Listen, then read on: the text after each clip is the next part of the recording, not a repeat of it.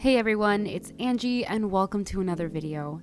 I know it's been such a long time, but trust me, there's a reasonable explanation for my very long absence, and please know that I still plan on making videos and I really wish I could make more videos more frequently, but lately I've just been working at my job and I've had a lot of car trouble.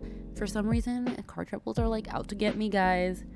And I'm also trying to apply for college, but all that has just been taking a lot of my time, and on top of that, just doing chores and like taking care of myself has been a lot of work, and that's what's making me so busy.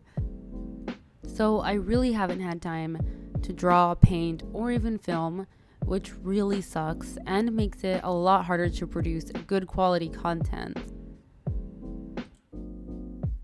But even though it's been really hard to make art lately, I've slowly been able to finish a few pieces here and there, like the one I'll be painting today, and a few other ones I'm still working on. Anyway, so this painting was really inspired from another artist that I follow and really like. He goes by the name of Kellogg's Loops. You've probably seen his artwork around somewhere on the internet, but he's a really great artist.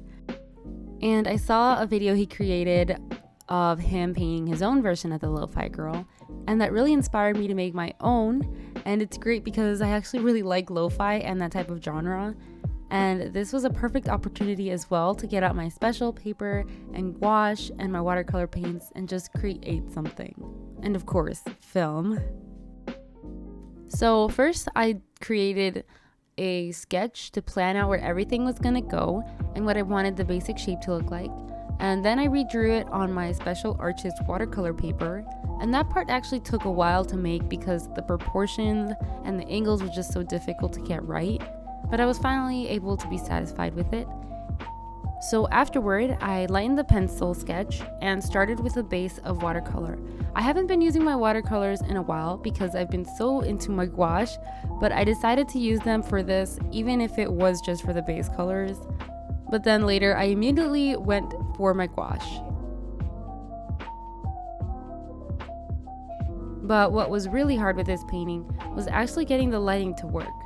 I really wanted a sunset ambience in the room and just a dreamy, magical vibe. And I wanted the desk lamp to add some accent colors with the lighting, but I don't know what happened and it just didn't look the way I envisioned it when I was working on the piece.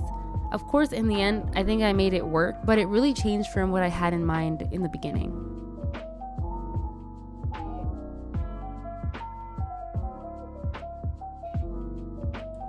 Another thing is I think I should have worked on getting more depth in the picture because I don't think I had a lot of things in the foreground and it was kind of flat in the end. I also messed up with the phone on the desk and ended up painting over it and redoing it, which I was able to do with gouache. But I really enjoyed working on this painting, and I'm just so glad I used more premium paper because it really does make a difference. Especially like the feeling you get when painting is different somehow, and the effect of how the paints blend together and layer is so different compared to more affordable watercolor paper. So I really liked practicing with it, and I definitely should practice with it more. And I didn't even notice right away, but I basically painted myself as a lo-fi girl. My idea was instead of studying, it would be a girl drawing and just having to go through that process of figuring out what to draw and how to paint and just experimenting and just having that scene. But I guess I went with a girl who has a similar look to myself, and it developed into looking like me in a way. But it wasn't very intentional at all. And throughout the process of this painting, I actually ordered 4 new brushes, all by Trekell, I believe is how you say the brand's name. Because all my brushes are just so old and I didn't have any good thin detailed brushes. I used to have a really good small brush, but when I was in high school, I let my classmate borrow it in art class and it was ruined. So yeah, I learned my lesson. I bought a brush cleaner as well, and I'm going to do my best to take care of my brushes. I'm really bad at that. I'll literally leave them in water for days, oh my gosh, it's just so bad. So yeah, I really have to take care of these new brushes. They were pretty expensive.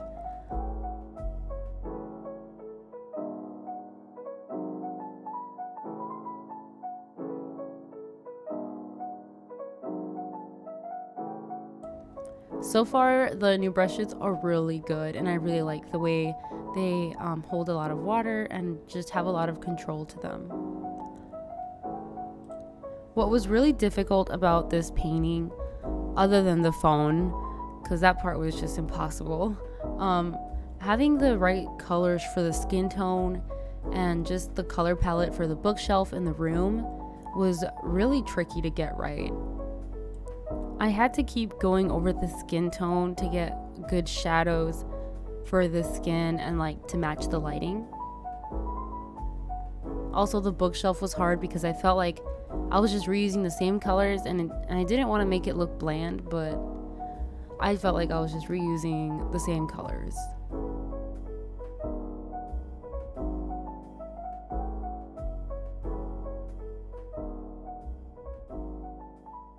Overall, though, it was a really fun experience, and I really liked the way it turned out in the end. I was really close to the end at one point, and I was like, wow, something about this is really missing. Like, it's so bland. So I just added a whole bunch more contrast and tried to add more color and like really darken the corners of the painting. And I think that added a lot more contrast and made it really good in the end.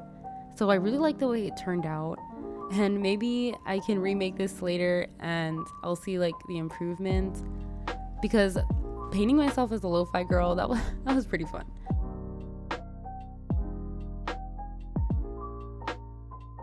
Anyway, you guys, this is the end of this video. I hope you guys enjoyed watching the process of this painting, and I hope you guys are doing well. Take care, you guys. Stay healthy, and I'll see you in the next one, you guys. Bye.